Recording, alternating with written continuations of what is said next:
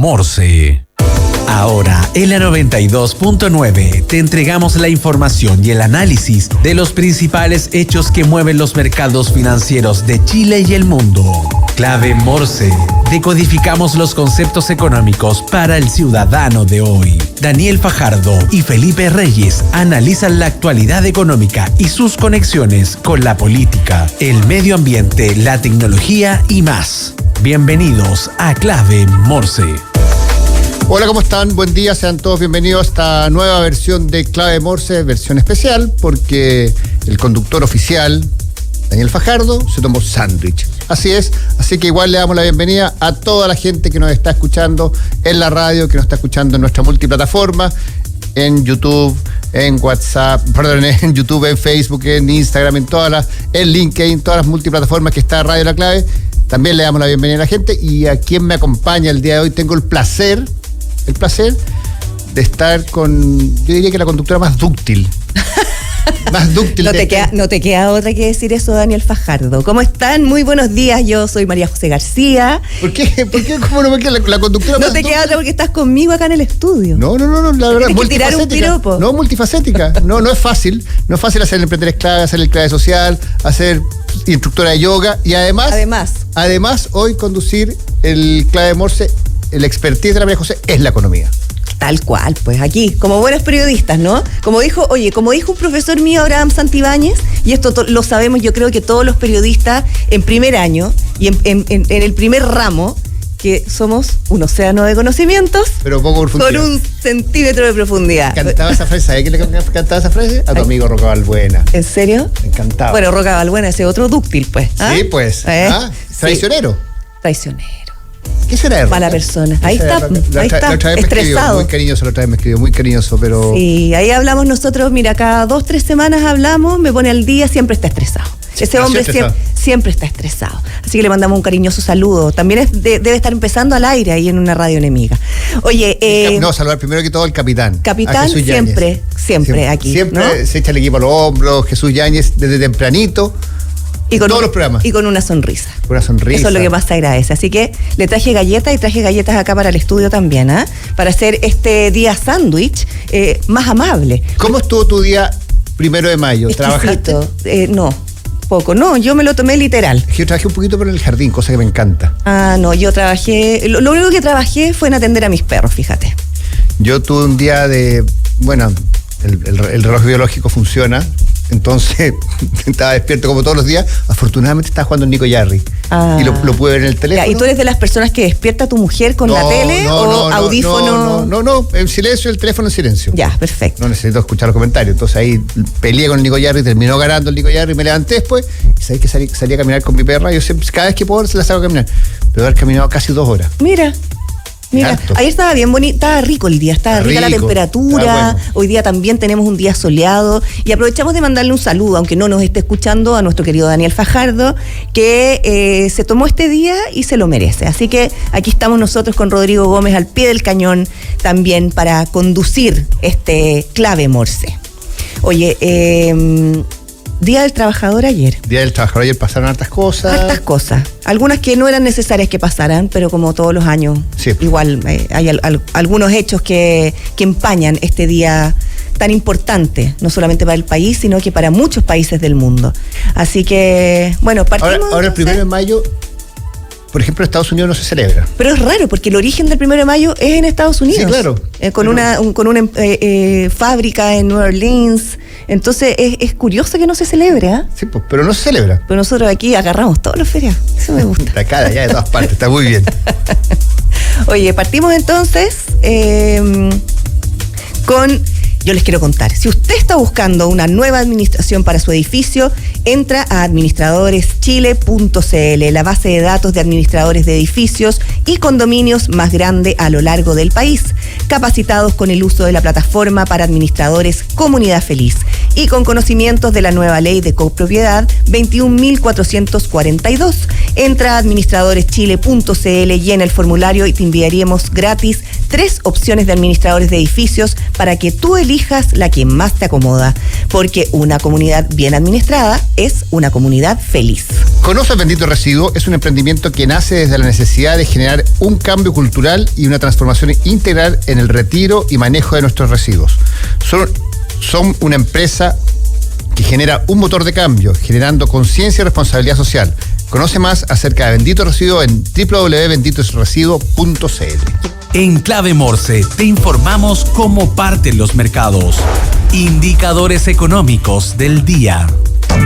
Son muy importantes los indicadores económicos del día. Los más importantes para Daniel Fajardo, editor de este programa, decidió que son la UF, 39.088 pesos con 40 centavos. El dólar en este minuto está a 938 pesos con 59 centavos. El euro, 1.073 pesos. El cobre, 4,72 pesos la libra. Petróleo Brent, 61,93 pesos el barril. Y el petróleo WTI, 59,02 pesos, dólares el barril. Dije pesos el Brent, pero son dólares el barril. Todos los indicadores son en dólares. Menos, por supuesto, el UF. Menos la UF, no, pues el precio del dólar y el euro en pesos. Uy, de veras. Oye, el euro cómo se disparó, ¿ah? En algún minuto estaban equiparados el dólar ahí con el euro y ahora se disparó. Se hace más fuerte la moneda. Sí, pues. 9.40, en este minuto actualizo el dólar, 9.40,95. Mira cómo se está actualizando. No, porque siempre alguien va a decir, oye, no, este minuto está 9.40. Bueno, sí, 9.40,95. Bueno, subió un poquito. Oye, y vamos entonces a algunos titulares. Las noticias que debes saber. Titulares en Clave Morse.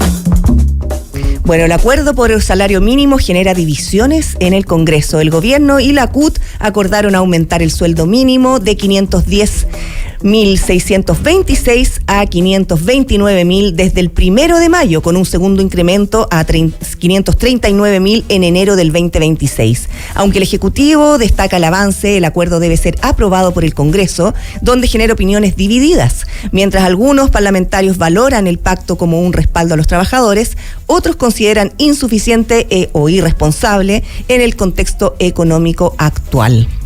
¿Qué crees tú de esto? Siempre el salario mínimo se mira primero desde la dignidad de la persona y el trabajo digno, y de la otra gente que lo mira desde la pyme, el empresario, que va a tener problemas, que chuta, que esto nos pega fuerte. Yo tiendo a pensar siempre, mi postura siempre es mirar en la persona, en la dignidad del trabajo y lo que puede hacer subir un poquito la calidad de vida de las personas. Siento que 529.000 pesos sigue siendo muy poco. Entiendo la realidad, entiendo las dificultades que tienen las empresas para pagar el sueldo mínimo, pero yo pienso siempre en las personas. Yo también, y estoy absolutamente de acuerdo contigo, sin embargo... Ahora, la otra visión, tú que estás todos los días en el Emprender es Clave, claro, la visión del emprendedor. O sea, más del 90% de las empresas son microempresas, son medianas empresas, por lo tanto son los que mueven el motor de nuestra economía, y ellos son en el fondo los que tienen que también subirse a este carro y poder cumplir con esta ley. Entonces... Ahora, si el problema va a ser que no van a poder pagar el sueldo mínimo y van a contratar a gente que no está gente en negro, es un problema. O a tener que reducir también, y el desempleo también va a subir. Entonces, bueno, es súper discutible, es un problema profundo que tenemos también como sociedad de querer también siempre equilibrar una calidad de vida y unos sueldos dignos para las personas con la contracción también de los empresarios y de los pymes. Nunca he seguido esta discusión en otros países, cómo se enfrenta y cómo se determina. Porque uno en Chile aquí ya tiene perfectamente claro cuáles son las posturas del empresario, de la pyme, de la CUT. Me encanta. Voy a hacer un estudio cómo se administra este mismo tema en otros países. Ahora, Chile salió hace muy poquito un estudio también que Chile es dentro de Latinoamérica es el tercer país más caro. Sí. Entonces, también, nuestros precios están casi equiparados. Yo ahora estoy con unos sobrinos israelitas en Chile, y me dicen que es exacto, o sea, Israel es más barato que Chile. De todas maneras, o sea, nosotros estamos al mismo nivel de un Londres, de los países más caros de Europa. Entonces... mucho más barato que Argentina, eso sí, hoy día. Es mucho más barato. ¿Argentina? Está mucho más caro. Está carísimo. Por eso, mucho más caro. Era Argentina, Uruguay y creo que después Chile. Por ahí. Bueno, vamos entonces a la segunda noticia. Trump culpa a Biden por contracción económica en Estados Unidos. El presidente Donald Trump atribuyó la caída del 0,3% del PIB en el primer trimestre del 2025 a la herencia económica de Joe Biden, negando que sus políticas arancelarias hayan influido en la contracción. Trump prometió un próximo auge económico y defendió sus medidas proteccionistas, mientras los mercados reaccionaron con fuertes caídas. Sí, a ver, más allá de que Trump responsabiliza a Biden, el tema es que hace muchos años que Estados Unidos no tenía una contracción en la economía, y los expertos dicen que el segundo trimestre va a ser peor aún. Ahí sí que ya no va a haber, no va a poder responsabilizar a Biden ni a nadie. Ahí vamos a ver realmente si toda su discurso, más que discurso, su estrategia. ¿Viste la conversación? Porque no es solamente un discurso, hay una estrategia, toma decisiones, después las vuelve atrás, países toman decisiones, entonces hay que ver un poquito si esta estrategia favorece o no favorece la economía. Bueno, yo encuentro que de lo que lleva el mandato de Trump, la mejor chantada de carros fue cuando, ¿cómo se llama? Con la contracción que le hizo a Canadá, sí, y después tuvo que recular ahí, pero bajar la plumita, ¿ah? Increíble. Bueno. Oye, seguimos entonces. Nuevo debate por retiros previsionales reaviva preocupaciones fiscales. El Congreso chileno enfrenta nuevamente el debate sobre retiros de fondos previsionales con 3 proyectos en trámites que proponen extracciones de hasta un 10% de los ahorros individuales. Esta discusión resurge de un año electoral y en medio de un complejo contexto internacional, generando inquietud en el gobierno y entre economistas por sus posibles efectos económicos y fiscales. Esto va a ser un tremendo problema si es que se llega a aprobar. Es una de las, para mí, de los grandes problemas que ha tenido este país en la economía este último tiempo fueron los retiros. Sí, pues iba a ser un tremendo problema también para el próximo gobierno que le toque gobernar. Bueno, da lo mismo. Lo que haga uno, pero lo cuento. Yo no retiré ni uno. ¿Ninguno? Ni uno. Porque a mí no me parecía bien. No me parecía bien. Y yo discutía con mis amigos porque todos decían, no, ¿cómo van a retirar? Y ustedes retiraron, sí. Retiraste, sí. Todos retiraron. Bueno, entonces dicen, no, pero es que no van. Me parece a mí que la consecuencia es importante. Es un problema, yo creo, ahí hay una discusión sociológica, que también estábamos parados sobre un escenario tan incierto con la pandemia. Sí, no, pero no era la pandemia, no, que nos van a robar la plata, que esto, que allá, que si no lo dejan. Y todos, amigos que no tienen ningún problema, obviamente, hice comprar la bicicleta, se fueron a viajar. Bueno. Entonces, finalmente no les gustaban los retiros, pero todos lo usaron. Claro, y llegamos al tercer retiro y después ya empezamos a también nuevamente a frenar. Cuando había que pagar impuestos ya no retiraron más. Mercados europeos se disparan ante posible diálogo entre China y Estados Unidos. Las principales bolsas europeas abrieron este viernes con fuertes alzas, impulsadas por la posibilidad de que China y Estados Unidos retomen negociaciones comerciales. El índice Stoxx 600 subió cerca de un 1%, mientras que los mercados de París, Frankfurt y Milán registraron incrementos superiores al 1%. El Ministerio de Comercio chino señaló que está evaluando las propuestas de Washington para iniciar conversaciones, aunque exige la eliminación de aranceles unilaterales como muestra de buena fe. Este giro en las tensiones comerciales generó optimismo en los mercados globales. Buena noticia. Es increíble lo sensible que es todo a cualquier cosa y los mercados reaccionan inmediatamente. Después vamos a hablar de la multa que le puso ahí la Unión Europea a TikTok. Pero ya estamos en... Una última cosa, que la noticia del día es que salió el IMASEC y la actividad aumentó un 3,8% interanual. Una noticia muy buena, muy por sobre lo que pronosticaban. La encuesta de Bloomberg pronosticaba un 3,1%, así que una buena noticia, este 3,8% de crecimiento en el mes de marzo, el IMASEC de esta mañana, que salió a las 8 de la mañana. A las 8 de la mañana. Tú lo actualizaste ahí. Por supuesto. Excelente. Siempre al pie del cañón aquí. El boss. Oye, ya estamos conectados con nuestro primer entrevistado del día de hoy. Está conectado por StreamYard. Fernando Anatibia, gerente comercial de Confía con 2 O. Y el tema es los gastos hormiga. Ese es un gran problema que tengo yo. Los gastos hormiga. Los gastos hormiga. Según el Instituto Nacional de Estadísticas, las personas en Chile gastan un promedio de 180.000 pesos en 3 de los más habituales gastos hormiga: bebidas alcohólicas, tabaco y salidas a bares o restaurantes. Chuta, no estoy en ni uno de esos, fíjate. Yo no fumo, No tomo ni baila apretado. Restaurantes sí, y bebida alcohólica hace rato estoy chantado, así que... Fernando, muy bienvenido a Clave Morse. Hola, buen día, ¿cómo están? Muy bien. Gracias por la invitación. Gracias a ti por esta conexión. Lo primero, yo creo que es muy importante entender también qué son los gastos hormiga. Bueno, los gastos hormiga son todos aquellos gastos pequeños que no nos damos cuenta que pasan por nuestro día a día y que van sumando, y la suma de ellos hacen que se deteriore nuestra economía en el hogar, en el fondo. Pero son gastos pequeños y que normalmente no se presupuestan. Ya, y es parecido a este gasto impulsivo que de repente nosotros decimos, oye, esto no lo necesito, pero mira, yo trabajo, me lo merezco. ¿Es lo mismo? Sí, en el fondo es lícito, pero no es ventajoso. Eso es lo que sucede. O sea, la persona va al supermercado a comprar el pan, pero se lleva algo adicional, o la persona dice, bueno, yo me merezco, me compro mi cigarro, o la persona va y sale a disfrutar con los amigos. Todas esas cosas son parte de los gastos hormiga, no es parte del día a día, y por lo tanto está fuera de todas las estadísticas, por decirlo como. Dentro de estos gastos hormigas están consideradas estas nuevas plataformas, Temu, Shein y todas esas plataformas que uno, y yo veo a mis hijas por sobre todas las cosas, que de repente están, y la tarjeta de crédito, no, pues si me compré puras cosas de 1.200 o de 5 lucas, que el pinche, que no sé qué cuestión. Entonces, esas plataformas ya ¿la están supervisando también estos gastos hormigas? O sea, deberíamos incluirlas, porque son gastos que hoy día uno no presupuesta, y son gastos microgastos, pero que claro, la suma de ellos se llevan hoy día. Se dice que aproximadamente el promedio del chileno gasta en estos gastos hormiga el 20% de sus ingresos, aproximadamente. Y eso ya es una suma importante, ya es relevante, no es inmaterial en el presupuesto mensual de las personas. Claro. Oye, Fernando, por otra parte, acá salía también que uno de los gastos hormiga era el tabaco, el cigarro. Pero una persona que fuma, que ya tiene inserto en su presupuesto mensual el cigarro, ¿también se considera un gasto hormiga?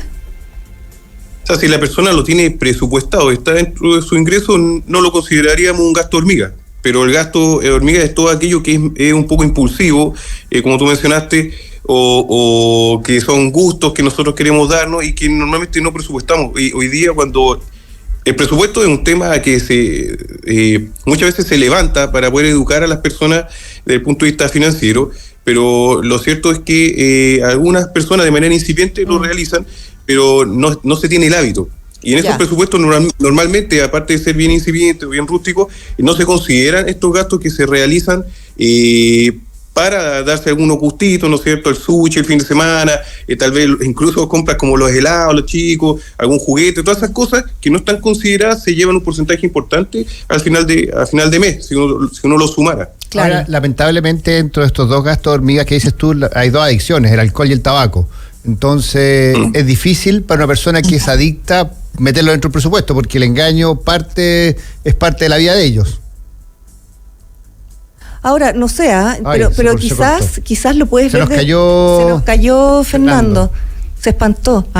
Oye, es que es un drama, hay un drama ahí. Es un drama, claro, es un problema bastante más profundo. Pero en el fondo, lo que yo preguntaba, si una persona fuma y sabe que se fuma una cajetilla semanal, eso es parte ya de su presupuesto. Sí, pero lo que pasa es que el que se fuma una cajetilla semanal, yo diría que no es adicto. El que se fuma la cajetilla diaria y se va a hacer el leso y va a engañar. Menos que me fumo 4. Claro, pero hay dos discusiones ahí. ¿Sí? Hay dos discusiones. Una persona que es adicta, uno se mete en su presupuesto, o sea, entendiendo también que esa persona tiene... Fernando, ahí está de vuelta. Ahí está Fernando. Estábamos conversando acerca de si en el fondo estos gastos están están presupuestados. Una persona, por ejemplo, estábamos conversando acá con Rodrigo, que se fuma una cajetilla diaria.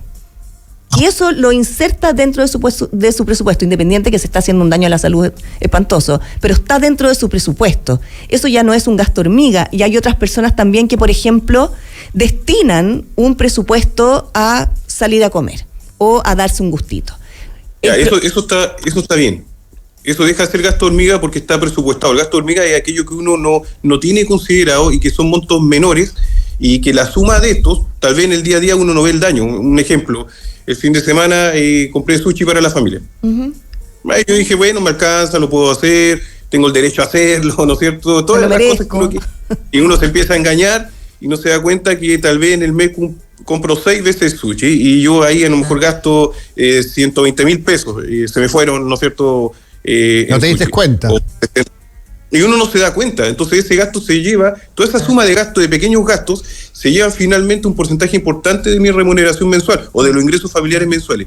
Y eso es lo que hoy día, junto con la cotización de la vida, porque ese otro problema que hay, hace que la gente no llegue finalmente a fin de mes y no lo logra detectar. Porque mira su presupuesto, pero dice, oye, pero si yo gasté exactamente lo que dije, pero no revela realmente el gasto,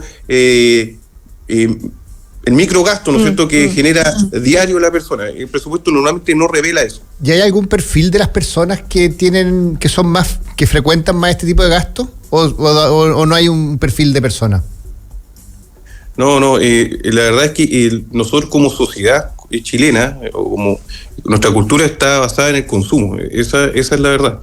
Toda la economía se mueve en base al consumo y el promedio está dado en todos los grupos socioeconómicos detectados, se da un gasto similar. Ahora, los que tienen mayor ingreso gastan más. Claro, en vez de comprar cigarro, compran puro. Claro, sí, gastan bastante más. Pero se da en todo nivel. Ya no hay nadie, y uno lo ve, a veces hay gente que reclamando cosas con una cajetilla de cigarro en la mano o con una bebida bajo el brazo, claro. Y está bien, son cosas que uno, son deseos que uno quiere, ¿no es cierto?, satisfacer, pero el tema de prioridades, la falta de educación financiera y todas esas cosas provocan que finalmente la persona caiga en este tipo de... Ahí diste en el clavo, yo creo, Fernando, la educación financiera. Fíjate, hay un proyecto de hecho de ley para incluir educación financiera a los colegios. O sea, nosotros desde que somos muy chicos no tenemos conciencia de la importancia que tiene la salud financiera y que finalmente incide en todo lo demás. O sea, antiguamente era un tabú hablar de plata. Claro. Por lo pronto. Tabú y mala educación, las dos cosas. Sí, somos uno de los países más bancarizados de Latinoamérica, el segundo diría yo, con una tasa importante de participación en el sistema financiero, pero no contamos con educación financiera desde las bases, como ustedes mencionaban, como dice esta ley, desde que somos pequeños. Hay esfuerzo, hay más educación, la gente entiende más, pero no hay hábitos, y como todavía hay una parte de la población importante, activa, que nació de esa forma, entonces mientras no existan hábitos y no se lleva al tapete este tipo de información, como lo están haciendo ustedes hoy día, se hace mucho más difícil que la gente pueda reaccionar y pueda tomar medidas y generar finalmente los hábitos. Claro. Y confía, ¿qué recomienda para enfrentar este problema, este drama? Porque finalmente yo lo transformo con un drama porque el gasto hormiga suena bastante amigable, suena bastante... Sí, ya algo, pero cuando tú dices que el 20-25% del presupuesto se va en gasto hormiga, muchas veces puede transformarse en un drama. ¿Qué recomienda Confía para esto? Bueno, nosotros como cooperativa tenemos programas de educación financiera. La mayoría de las instituciones están teniendo hoy día. Nosotros lo tenemos y también nosotros atendemos un sector económico que sufre un poco más con este tipo de cosas, ¿ya? Y que lo que hacemos es el reordenamiento, ¿no es cierto?, de los pasivos, de las deudas que tengan las personas, es lo que hacemos nosotros como cooperativa. Pero nosotros también recomendamos ahorrar a la gente. La verdad hay poco hábito de ahorro, muy poco hábito de ahorro. Hoy día los datos que uno observa en el INE o en todas estas instituciones gubernamentales y otros estudios privados también, no logran recoger 100% de la realidad, son datos muy macro. Pero si uno baja esto al día a día, lo que ve la gente, se da cuenta que la gente no puede ahorrar o no sabe ahorrar. Por esto mismo que estamos hablando del tipo, este gasto hormiga. Si uno pensara solamente en cuánto gasta, supongamos en el cigarro, tal vez, o en un bebestible, tal vez en una bebida, la persona se daría cuenta que puede ahorrar. Entonces nosotros hemos abierto algunas cuentas de ahorro, por ejemplo, para menores de edad, que no tienen costo de mantención, que tiene una tasa sumamente alta en comparación a lo que tiene el mercado, estamos hablando de alrededor del 6% anual, que permite desde ya incentivar a los padres para que puedan inculcar a sus hijos, ¿no es cierto?, que puedan ahorrar. Y también tenemos cuentas de ahorro, depósito a plazo en condiciones especiales para que las personas puedan finalmente también ver resultados, ¿no es cierto?, del hábito del ahorro, porque es tan baja la tasa que se da muchas veces que también desanima a las personas a poder ahorrar. Sí, qué importante lo que dijiste tú, Fernando, de la reorganización financiera, porque muchas veces la gente tiene un crédito de consumo acá, un crédito en la casa, en la casa donde compra las cosas, de repente poder organizar todo, tener un solo crédito ordenado con una tasa de interés más baja quizás, y de ahí partir y armar un presupuesto como corresponde. Sí, bueno, en la parte crediticia debería funcionar así, pero la gente ignora algunas cosas. Por ejemplo, la ley los protege, no hay interés sobre interés como muchas veces se cree. Ya, la ley 18.010 en este caso establece que el interés que no se cobró se tiene que rebajar, por lo tanto no hay interés sobre interés, y eso se puede hacer, es muy factible.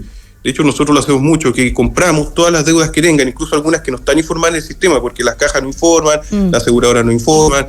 Hay otras cooperativas que no están supervisadas que tampoco se informan. Traemos todo esto, se genera una pura cuota y se reordena a la persona y finalmente libera liquidez mensual.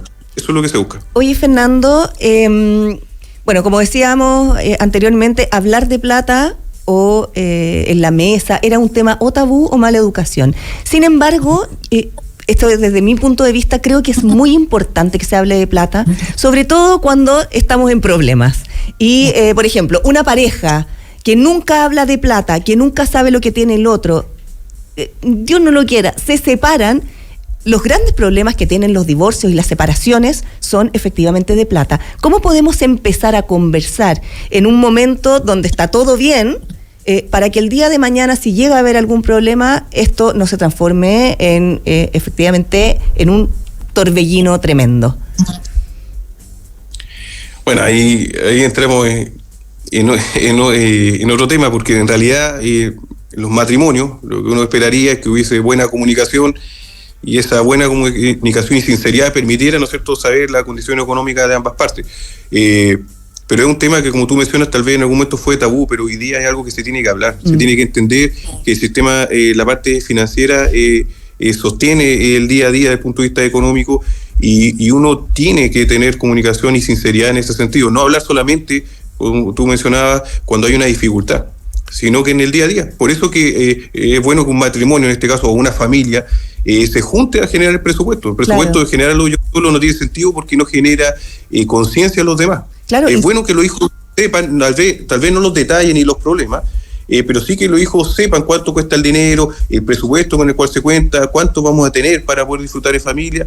No tiene por qué ser un secreto, o sea, es importante que haya conciencia, y eso antes no se hacía, porque era mucho más patriarcal el tema y todo, pero hoy día donde todos participan es bueno abrir la conversación y no esperar, ¿no es cierto?, que se llegue a un problema. Claro, oye, y es importante también lo que dices tú a los niños. Los niños en general uno trata de mantenerlos como un poquito alejados de los temas económicos y de los problemas familiares, pero pucha que es importante cuando un niño te dice, oye, cómprame esto, y saber cuánto cuesta, saber lo que cuesta ganarse el dinero. Yo me acuerdo que los niños, y esto yo creo que todos los que tenemos hijos lo hemos vivido, cuando uno dice, no tengo plata, pero anda al cajero automático, como que no tuviera ni un valor eso y no tuviera ni un...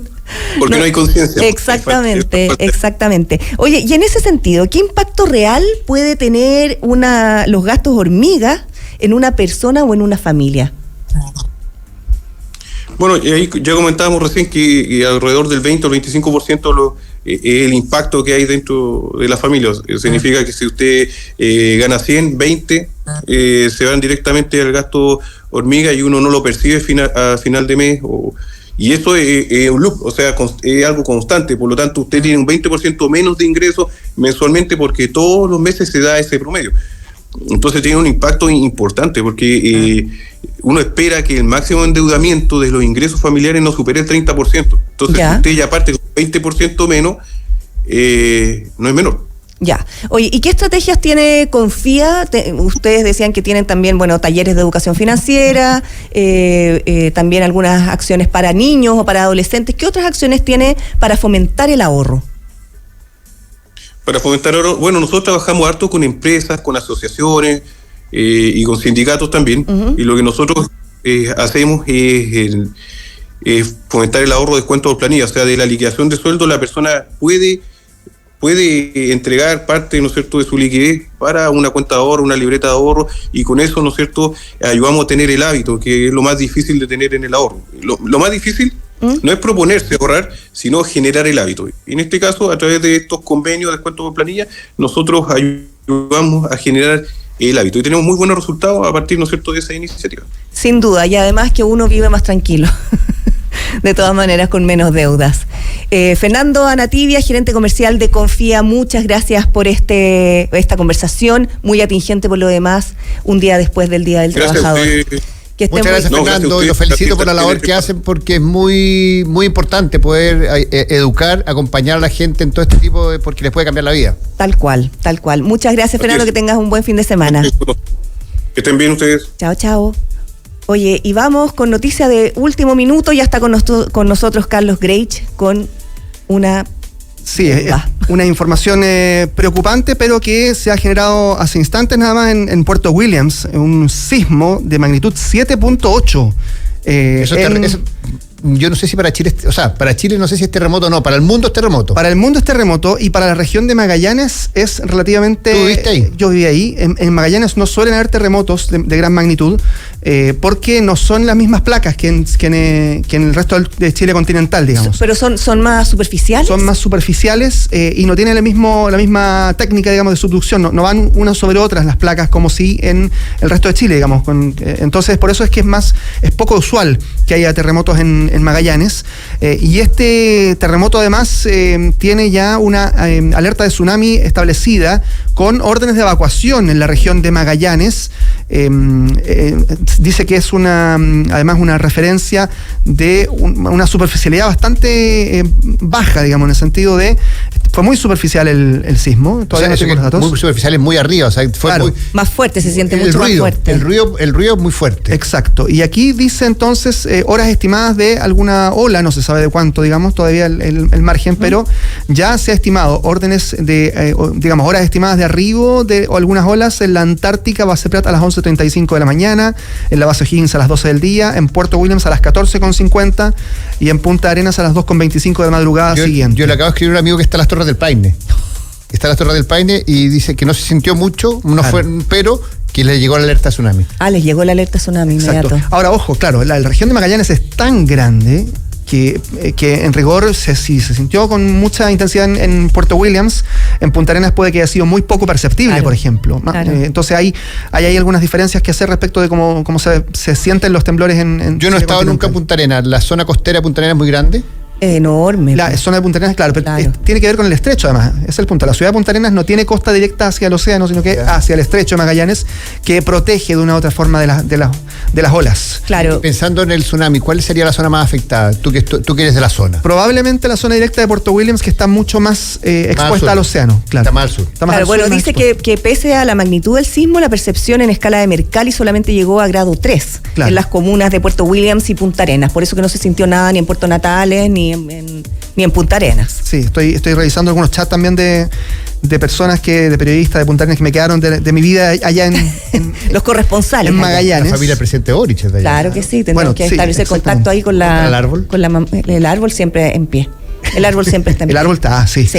Firme. Sí, no le pasa nada. Sí. Esos árboles son añosos. Pero imagínate con los vientos que hay en Punta Arenas. Sí, no le pasa nada. No les pasa nada. Pero bueno, esa es la información hasta ahora. Entonces es un sismo grande, es el más grande en todo el territorio nacional de este año al menos.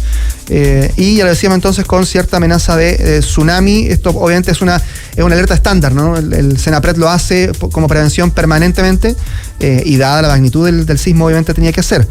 Pero no se sabe finalmente si esto va a ser levantado o no en algún momento, de acuerdo a lo que indican las autoridades. Bueno, vamos a estar súper atentos el entonces. El informe de último minuto de Carlos Greich. Sí. Oye, muchas gracias, Carlos. Siempre aquí, alerta. Me gusta. Hoy nosotros vamos a una pausa comercial aquí en Clave Morse y ya volvemos.